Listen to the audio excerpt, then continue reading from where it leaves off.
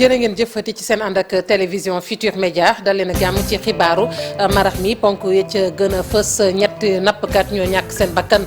ci géej gi ca Soumbédioune juróom la ñu woon xëy di wuti dépense dogal boobee dal leen fi mu ne nii nag benn gaal demul géej ñu ne fii ak denc ñu ñetti ñooñee procureur ba nekk ca ëttu attekaay ba ca Kédougou nag daal dinay fësal li faat soxna soosu di Doura Diallo gannaaw ba ñu ko doon rewle kon la mu wax rek gannaaw ba ñu ko gëstoo ba noppi ñi ngi wax ni nag homicide involontaire waaye itamit wàllu càgganteef dëgg nag am na ca mbir moomu ñeel soxna soosu. Mamadou Badio Camara jamono ji ñuy wax ak yéen moo wuutu Pape Oumar Sakho ci bopp conseil constitutionnel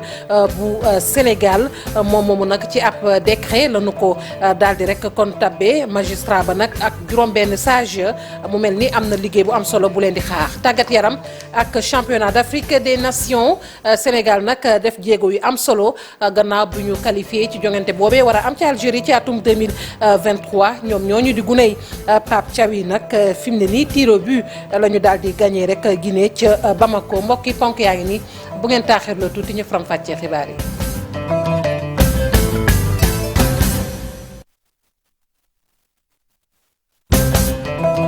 Soumbédioune la ñu koy doore mbokk yi ak accident bu metti ba fa am muy ñetti nappkat yu ñàkk seen bakkan ci géej gi ni ma koy waxoon sànq ci ponk yi juróom la ñu woon nag xëy di daw dépense far ndogal boobu dal leen gannaaw bi nag kilifa yi nekkee foofee ca quartier Lébu ba am nañu lool lu leen metti ndax duguleet bari na lool ay nappkat yu ñàkk seen bakkan ci géej gi nag ñu ne fi mu ne nii benn gaal du dem géej fii ak denc ñu ñooñu ba noppi Abi Faye Alioune Diagne ci leeral. waajur la gu nekk ci nakar mënatu téye ay rongoñam. bu sant ko yàlla daal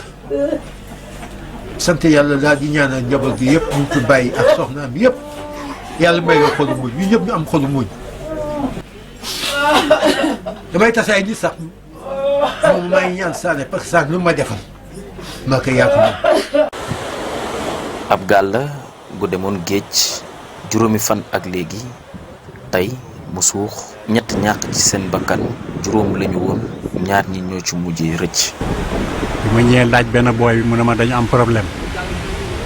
waaw bi ma nee dañu am problème immédiatement si laa jël sama portable woo doom ki nga xam ne moo am problème waaw mu ne ma papa Gana lan moo xew ma ne ko ñëwal géej léegi dama la soxla. bi ñuy seet gaal gi nag boobu mi ngi taw bi taw bi sewetee na si lañ gis gaal gi. waaw mais bi ñu gisee gaal gi bi ñëwee fekk na ñoom ñu desete ñoom ñett ñëpp nekk bi ñu tudd Saana Meng moom moo si mag moom matériel bi nekk gorom la ñu koy wax Njaay Ayta si des bees lañ koy wax la ko xale di tooñee noonu tuuti rek côté boo paasee gore bi si biir waaw nekkate ñoom foofu lañ nekkoon quoi gaal gi foofu la suuf waral na ñu jël ndogal ni benn gaal du dem géej napp ji fii ak ñuy denc seen ñett néew yi. loolu moom wax dëgg yàlla moom yàgg na fi quoi solidarité boobu moom gis naa ko fii tamit mu nekk tam lu metti tamit lu ñuy metti lu tamit waaw parce que buggee ñu ko woon nii waaye yàlla suñu borom mooy dogal quoi. yàlla moo def loolu te moom su ma juumul daawaati jéeg gaalam suuxoon botoo ko bëggoon ba am ku si dee ren gis nga te mu ngi si woon doomam mu ngi si woon. tiis ku mettee dal seen kaw ñoom nappkat yu Soumbédioune gi tey ci suba gi dëkk Lébu gi. la ñuy gën di bëgg rek moo di autorité yi ñu tuural géej gi ngir moytandiku lu bëri ci ay gàllankoor yuy mën a faat bakkanu doomu aadama ci biir géej gi. ñu koy jaajëfal bi fay lii nag ab bataaxal la bu tukkee ci procureur ba nekk ca ëttu attekaay ba ne ca diwaanu Kédougou gannaaw ba ñu noppee ci enquête bi jëm ci soxna soosu ñàkk bakkanam ba ñu koy rawle ca district sanitaire bu diwaan ba muy Doura Diallo la ñu wax nag mooy càgganteef dëgg am na ci mbiram Mamadou Fall moo ñu jàngatal boobu yëpp communiqué. procureur de la république près tribunal bu grande instance bu Kédougou génne ab communiqué ci affaire Doura Diallo ndaw soosu nga xam te ni dafa faatu ci circonstance gannaaw bu muy mucc kon ci fanweeri fan ci weeru août ca Kédougou moom parquet bi lu mu wax leer na nee na fukki waxtu ca ngoon di 22h kon lañ ko yëgal ni am na kon ku faatu gannaaw ba muy mucc ca district sanitaire bu Kédougou élément yu njëkk yi lu ñu génnee mu di ndaw si ci boppam ñaari yoon dem na ca centre ba ngir visite prénatale waaye sage-femme ba mu fa fekk da ko ne woon rek matagoo kon ci ëllëg si lañ ko mujj jël mu di fanweeri fan ci weeru août moom Doura Diallo ñu yóbbu ko ci district sanitaire bu Kédougou ca maternité bi juróom-ñetti waxtu ci suba gi mu ngi àndoon ak borom këram Malick Cissé ñu gën ko xam ci Mor gannaaw na kon matron bi ba mu seetee gis ni gone gi boobu baa ngay affleuré te la woo gynécologue bi ñeenti waxtu ca ngoon ca la ñëw jéemoon kon jàppale ki nga xam te ni moo di soxna si ngir mu wasin voix basse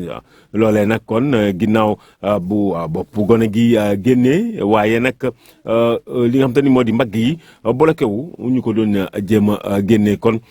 ci la gone gi ñàkkee bakkanam borom këru ndaw si sax daanaka doon na sàkku ngir kon ñu def césarienne waaye docteur bi dégluwu ko moom mu ngay wéyal ay manœuvram ba xale ba mujj faatu kon nag gannaaw gi te la ko dugalee bloc ngir intervention chirurgicale waaye loolu fekk na béy wéy na mbuus gynécologue bi anesthésiste bi ñoom kon ñu ngi def li nga xam te ni moom la tubaab duppee hystérectomie di kon ablation totale bu utérus bi te yëguluñ ko sax borom kër gi yooyu manœuvre nag kon ñu jàpp ni moo faat li nga xam te ni moo di gone gi mujj gi nag faat yaay ji ci li nga xam te ni moo di hémorragie externe ak arrêt cardiaque ba tey rapport médecin chef district sanitaire bu Kédougou xam ne ko ñu jébbal ko parquet fanweeri fan ak benn ci weeru août bu 2022 parquet la mu jàpp moo di négligence médicale incompétence notoire waaye itam manqué li nga xam te ni moo di règle élémentaire yu wàllu médecine kon yëf yooyu nag gravité bi moo tax kon ñu mujj ñàkk ñaari doomu aadama yooyu nga xam te ni ay innocent la ñu tijji nañu ab l'enquête jébbal ko xam ne ni moo di brigade bu gendarmerie bu Kédougou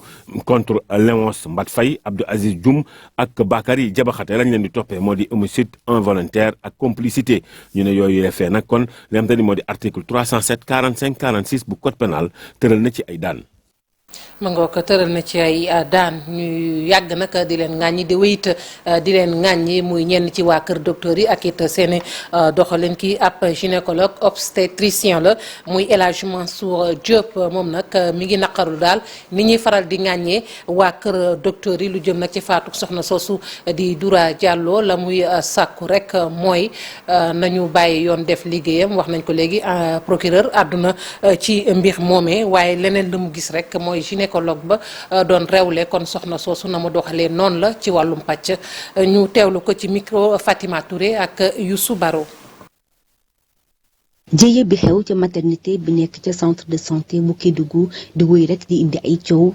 ku ci nekk rek di joxe sa version ngir rek daal di xam ana rek moo xew. wante li ñu def acte médical la moom la ñuy wooyee embryotomie le plus souvent. xam nga ci pathologie bi li am ci ëmb bi ñuy wax nii pour bañ a dugg ci secret médical trop dafay fekk ëmb boo xam ne doom ji dafay am poids bu ëpp poids bi bu ëppee doom bi pour mu jàll mun na am mu càng bu cangee nag bu boobaa li ci gën a bëri doom ji dafay faatu bu doom ji faatoo lan mooy desati mooy sauver dundu yaay ji léegi nag boo demee di sauver dundu yaay ji dafa am looy def bu fekkoon ne par exemple bopp bi jàllul yeneen cër yi des da ngay ñëw nga def sa césarienne nga génnee doom mais bu benn partie bi jàllee beneen partie bi des épaules yi du mun a jàll doo mun a forcer doo ko mun a delloo tamit li nga mën a def moom la ñuy wax embryotomie il faut que nga séparer ñaari parties yi pour après def césarienne génnee beneen bi léegi nag boo demee ci biir fekk ne la nga fa fekk dafa jéggi daayoo ci wàllum nàcc doo mun a sauver dundu yaay ji bu fekkee ne nag fekk nga fa loo xam ne mun nañ ko defaraat nga defaraat ko sauver dundu yaay ji mais c'est un acte médical loolu dañ ñu ko jàngal noonu lañ koy defee pour sauver dundu yaay ji. njiital amical bi ëmb jigéenu Kédougou yi nag ñoom jàpp nañu loolu nag ak njuumte lu rëy la ci wàllug wér-gu-yaram muy soxna soosu ba tey di Doura Diallo mi faatu ak doom ja nekkoon ca biir ba la ñuy sàkku rek mooy daal nañu daal di xoolaat bu baax a baax nekkinu kër docteur yi rawatina ak foofee ca Kédougou dañu gis sax ni jumtukaay yi daal fañ leen di xaar nekkuñu fa ñu teewlu ko moom soxna soosu Astou Sakho lu ñu koy wax jokko na ci ak Chérif Dia. ci moom métti lañ ko dundee métti bu méttee métti ndax mami xale bu ndaw la elle n'a que 37 ans dem di joxe bakkan faf bakkanam des si loolu lañ constaté mami ba muy dugg ci hôpital bi elle était saine et sauf elle était vivante malheureusement ba ñu koy delloo joxewuñu ko bakkan et elle a souffert. Imaginez ñoom nee nañu def na de 15 heures à 19 heures mi ngi bloc elle a souffert la dame sama propre yaay ànd naa ak moom hôpital ñuy kaf di ree ba yegg ci hôpital damay waxtaan ak moom ba mu gaañu samay loxo ci erreur médicale ci koo xamante rendez-vous rek la demoon jëli ñu sampal ko perfusion mu gaañu sama cousine yaayam ak sama yaay ñoo bokk ndey ak baay di accoucher ay seex kenn ki génn keneen ki coincé wu moom ak doomam boobu noonu lañ leen suulee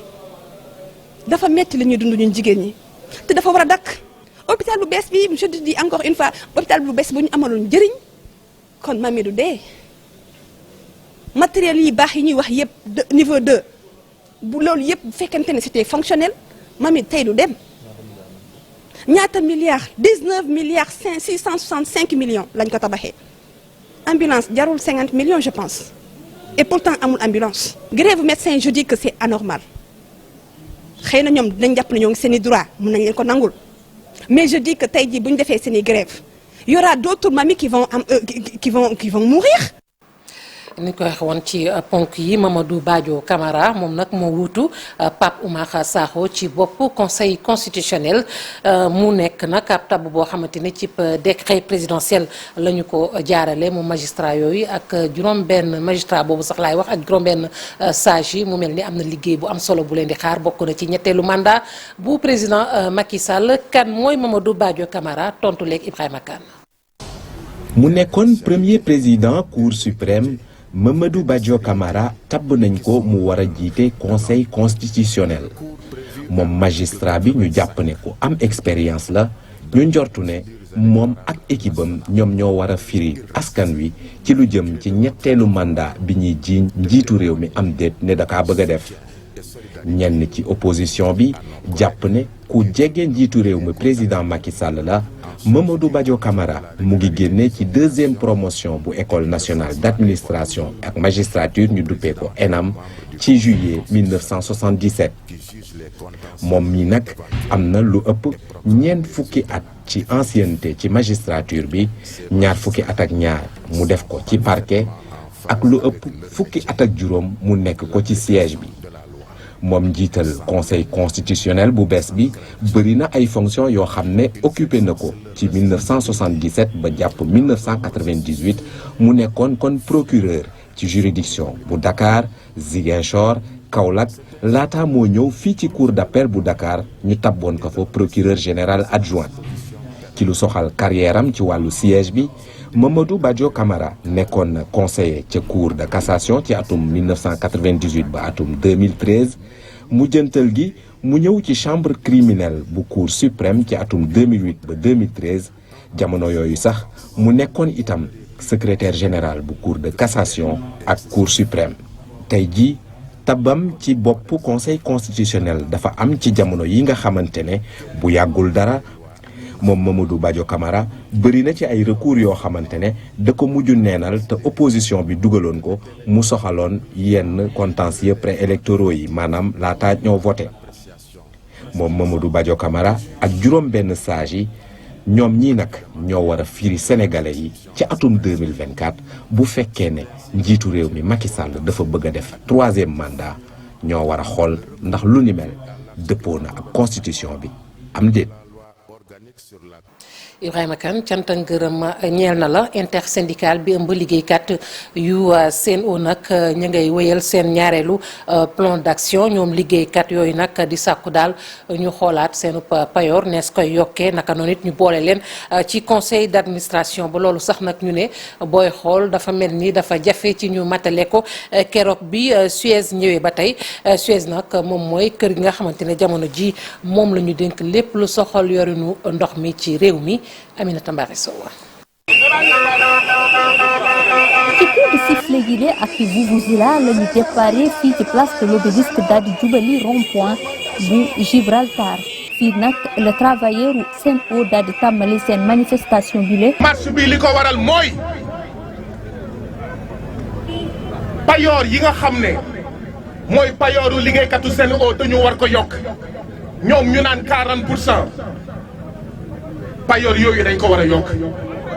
lu tax ñu wax ko yokk mooy mais un salaire est indexé sur le coût de la vie or ñëpp xam nañ ne tey géej gi 200 mënoo doo ko am tey bisaab bëgg 500 francs boo ko génneewul doo ko am mais tey tomate salade boo amul 300 doo ko am. doxam ñaxtu ngir ñu gën leen a def ci ay meilleures conditions de travail. il n'est plus question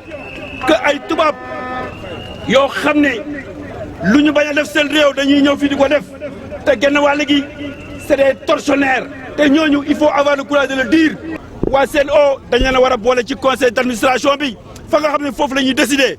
ñii nga xam ni ñooy liggéey ca Sen'Eau jàpp ne seen société boobule mu ngi traversé ay jafe-jafe. lan moo xew Sen'Eau ñëpp xamante ne nañ ay kan lañ ci secteur bi ñu ngi doog a ñëw bi mooy seen premier contrat d'affermage donc waa SDE ñoo fa nekkoon muy benn société française mais ñu si ëpp ñi fa doon liggéey ñëpp maanaam ñëpp ay sénégalais la ñu war ak ay sénégalaises. ok donc ñu ñëw on ne sait pas ce qui s'est passé en tout cas le beau-frère du président a voulu coûte que coûte à ce qu'une entreprise canadienne ñëw remplacer la SDE mais li ñu gis mooy waa Sen'Eau bi ñu ñëwee ba léegi lépp loo xamante ne dafa nekkoon ak yi maanaam muy ak yelleefu liggéeykat yi ñoom dañuy ñëwaat pour dellu si waat si loolu. bokk na ci li ñuy revendiquer tey jile mooy ñu yokkal leen seeni salaire loolu lay ci lu toll ci 40%. Suez nee na du yokk payooru waa Sen'Eau ndaxte nee na bu ma ko yokkee mais matériel bu bon bi ma leen bëgg a fourguer te ma facturer leen ko 7 milliards mais kon du ma ko mun jël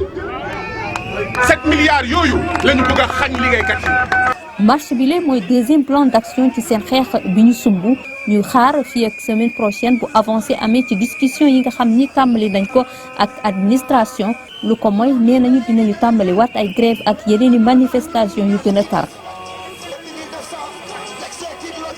Aminata Mbaare Sow àndoon ceeg Modou Diop ñu leen di jaajëfal bu baax a baax ñu wax nag ci mbënd meek quartier yi ci loru ñu ne lu toll ci téeméer fi mu ne ak ñaar fukk ak benn ci gox nag loru nañu ndax mbënd mi ci lim googu it jàpp leen ni juróom-ñaar fukk ak ñett daal fexe nañu ba jëlee fa ndox ma ci ndimbaluk plan Orsec bi ñu dekkalaat Antoine Félix Diome ak Serigne Mbaye Thiam joxante loxo nag ngir taxaw ci nu mu gën a gaawee waaye li ci gën am solo it Touba ñu jublu ci màggal gi foofu am nay matuwaay yu am solo yu ñu fa jël Alassane Ba Alioune Diagne. ndaje wi ak taskatu xabaar yi ñu ngi ko tënk ci dogal gi ñu jël di yëgal askan wi jamono ji ne fan lañ toll ci opération yi ak lan lañ jot a def ginnaaw bi ñu tàmbalee plan Orsec bi ci xayma ci bés bi du toll ci juróom-ñaar fukk ak ñett ci ay site jot nañ leen libéré ci ndox mi ci total bu toll ci téeméer ak juróom-ñeent fukk ak ñeent téeméer ak ñaar fukk ak benn site yi des ñu ngi ciy liggéey ci jamono ji. waaye loolu damay leeral ni même bu ñu waxee ni lim sangam am nañ ko ci bërëb yoo xamante ni am na ndox tekkiwul ni lim boobu day taxaw foofu ndaxte am nay bërëb yoo xam ni da ngay dem manque ndox mi ñëwaat ndax bu tawee dëkkuwaayu yoonu ndox la wala dëkkuwaayu ndox la wala dafa am bërëb yoo xamante ni comme ndox mi day ball soo ŋancee ndox bi wala boo fa jëlee ndox bi tamit ndox bi day ñëwaat soo leen seetloo dafa am lu bees lu ñu dugal ci plan Orsec bi mooy bis bu nekk dañuy joxe xibaar yi nga xamante ni mooy xibaar yu bees yi am ci bis bi muy communiqué wax ni nangami béréb am na ndox nangami béréb ndox mi jëlee nañ ko fa nangami béréb ndox mi ma nga fa desandi. lu toll ci ñetti téeméer ak ñeent fukk ak juróom-ñett ci ay njaboot sinistré jot nañ leen jox ay ndimbal 4572 sites désinfecté nañ ko lu jëm ci wàllum Touba nguur gi dafa jël ab dispositif exceptionnel bala màggal gi bi ñu nekkee ci màggal gi waaye itam bu ñu weesoo màggal gi. daanaka lu mat téeméer ci ay nit yoo xamante ni ñu ngi bokk ci brigade nationale sapeur pompier laata nawet bi tàmbali yóbbu nañ leen fa ngir ñu mën a su tawee rek ñu mën a pomper ngir jël ndox mi yóbbu ko ci bassin bi nga xamante ni mooy bassin Kër Ñang bu ko defee mu jàllale ko Daaru Rahman ak Pouf gi waaye fii rek ñuy dem ci màggal gi dañuy yokk li nga xamante ni mooy lim bi nekk foofu dinañ ci yokk lu mat téeméer ak ñaar fukk. ministre mi yor wàllum ndox wax itam fan lañ toll ci fleuve Sénégal ak Gambie gannaaw bi nga xamante ni askan wi ñu ngi ci doon am tiitaange fi ñu toll ci jamono jii nii lu jëm ci fleuve Gambie nemmeeku nañu yokkute ci niveau plan ndox mi waaye nag amul benn danger bi ci nekk ndax yeggaguñ ci code alerte yi fleuve Sénégal moom onde de crue bu ñu nemmeeku woon ca Matam déplacé wu na ca Podor Dagana jëm Richard Toll ca Podor dañu xaw a am tiitaange waaye service yaa ngi xool bu baax a baax ubbi seen i gët ndax code d'alerte bi 48 centimètres képp moo ci des ñu yegg fa. Alassane Ba mbënn moomee nag taw bee koy indi ñenn ci liggéeykat yi nag rawatina ci Ndakaaru ñoom dañoo jàpp rek ni bu tawee daal la gën mooy toog ca kër ga te loolu yëpp it ñu gis ni mën naa indi gàllankoor ndax ñenn sax xëy na mën nañ caa dem ba ñàkk seenub liggéey ba tax na ñenn ci sénégalais yi ñu taseel ñoom la ñu wax rek mooy liggéeykat yi daal mu taw ak ñàkk taw la gën rek mooy nañu sàmm seenub liggéey Moussa Mané Diafara Ba. ñu nemmeeku ne saa suy taw. liggéeykat yu bari dañuy faral toog seeni kër di xaar taw bi sebet li ni mel ñu bari di ko ñaawlu. boo yoree liggéey jàmbur te mu leer na li sa sutura ca la ne donc ak conjoncture bi nu mu demee donc forcément que voilà muy taw que muy def leneen ak leneen pour man da nga war a respecter say engagement mais maanaam c'est à toi de yaay jëm a organiser wu jëm a xool comment tu vas faire pour arriver à temps à ton lieu de travail. parce que li tax baaxul yow boo toogee sa kër am na ñoo xam ni yow ñu ngi lay xaar. yow boo amee moyen tam ñooñu amuñu moyen parce que ci yow lañu yaakaar te boo liggéeyee li gën a sonal li ñu gën a sonal mooy loolu ñii ngi toog seen kër ndax am nañ situation am nañ jàpp am ci luñu jàpp ñii nga xam ci loolu ñu leen xaar ci lañ yaakaar dundee nga ñëw toog seen kër yaa ngi leen di lor. toog kër ga xaar taw bi sebet ngir doog a dem liggéey yi bokk na ci li nga xam ne nii day tax pour ñenn liggéeykat yi ñu mën a moytu yenn accident yi. buy taw Sénégal insécurité bi day xaw a am ci côté électricité bi caniveau yi nga xam ni yëpp dañ koy jël ubbi ko nit ñi di dox di surux mën nga ci am blessure damm wala du genre wala su at nga laal foo xam ne dafa am électricité loolu yëpp mooy waral mais gars yi moom liggéey rek lañ bëgg quoi. li ni mel nag mun na jural ay gàllankoor kii di liggéeykat bi ndax mun na faa dem ba ñàkk lii di place am. manque de respect dana ci dugg. manque de considération dina ci dugg da leen dëkkuloo foo dëkkul donc mieux vaut que tu respectes tes engagements à temps comme ça nga xamante ne yow tey jii tu seras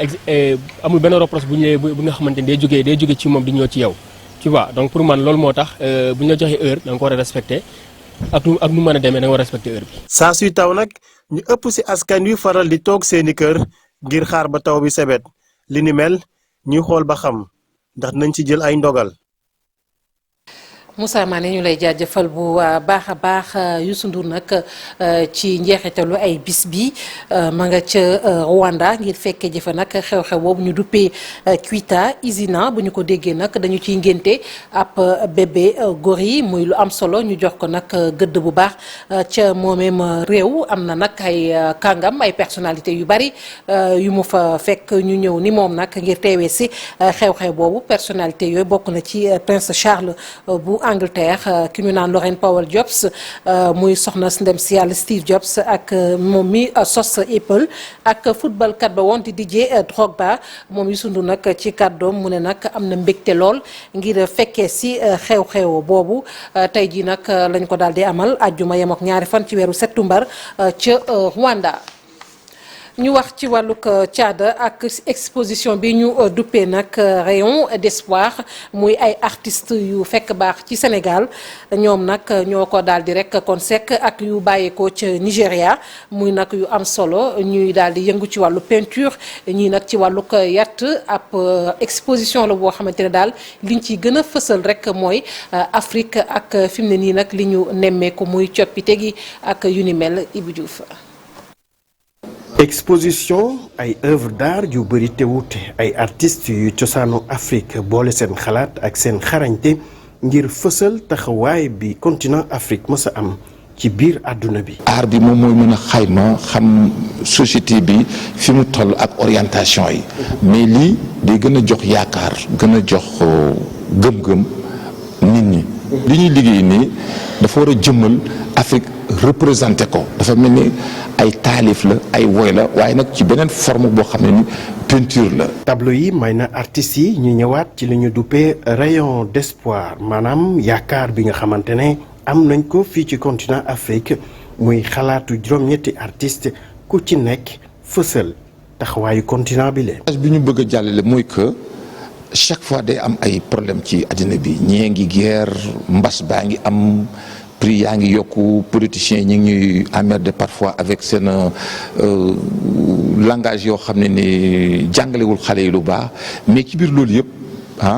am na beneen àddina bu mën a nekk àddina boo xam ne ni day positif. Nigéria yegg si Sénégal wala jóge Lagos yegg si fii ci Ndakaaru muy ay artistes yoo xamante ni ku ci nekk fësal nga sa gis-gis ci ñi Afrique di doxee jamono ji. Afrique jóge na ci esclavage jóge na ci colonisation jóge na ci néocolonialisme ak yeneen feebar épidémie amoon na fi mais pandémie bi ñëw ñëpp naan Afrique dafay rës mais Afrique résister jaaxal monde bi yëpp léegi loolu ñoom nee nañu day wan ne Afrique richesse bi mu am li fi nekk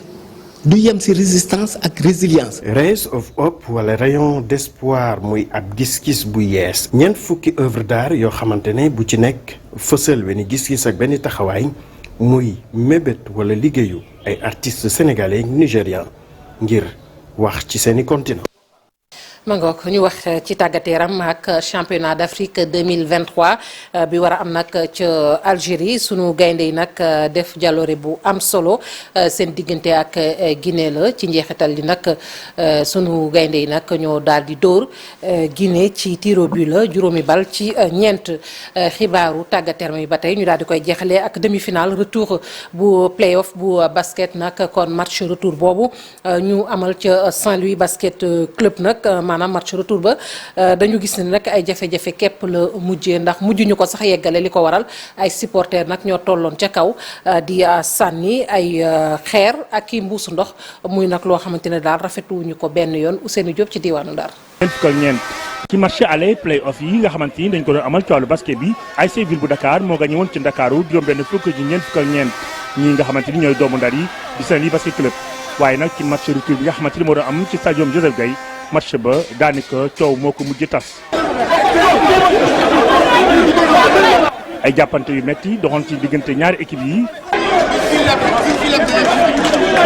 saagante xeex sànni ay sachet ndox dëwlin ak li nga xamante ni mooy ay nen lépp rek supporters yi doon ko amal ngir mën a yàq match bi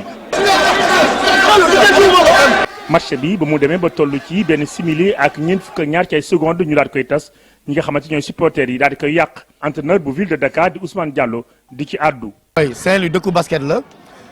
ville de Dakar équipe basket la donc war nañu mën a daje jouer ak condition bu mu mënti doon match bi nekk ci jàmm li ci regrettable rek mooy fii organisation bi ak sécurité bu amul ci match demi-finale je pense que ça pose problème. ci beneen wàll ga moom Matar Fall bi nga xamante ni mooy entraîné xale yi nga xamante ni ñoo nekk ci Saint-Louis Basket Club jàpp ni ñii di waa Dakar yi ñoo yàq match bu ni mel. c'est le rythme parce que ñun ñoo leen gën taxaw physiquement ay mag lañ yore ñun ay xale lañ yore maintenant ci loolu ñu sànni nañ fi ay pierre sànni fi dawliñ sànni fi ay bouteilles de jus moi-même j'ai photographié ça et je l'ai lancé sur le net. match bi mujjee ci fanweer ak juróom-benn ci nga xamante ni ñooy Saint-Louis Basket Club waa ville bu Dakar am ñeent fukk ak juróom-ñett match bi nag ay seconde dong moo teewal mu jeex. waa Saint-Louis Basket Club nag daal di yamaat ci li nga xamante ni mooy demi-finale yi noonu itam lañ ko defee woon ci coupe du Sénégal. Ousseynou Diop ñu lay jaajëfal mbokk yi nit sant nañu leen gërëm leen bu baax yéen ñoo ñu fare woon ci machine bi ak ñi jàpp ci xibaar yi bi mu sotti léegi xibaar yi ci nasaraan ak Chérif Diop.